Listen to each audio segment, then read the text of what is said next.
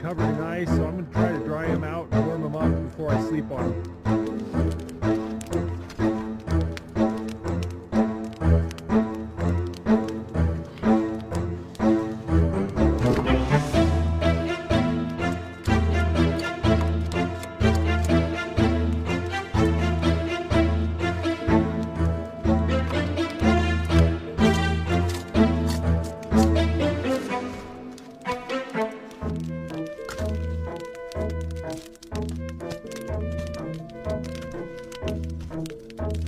I got all my firewood for the night. I got it propped up around the fire trying to dry it out.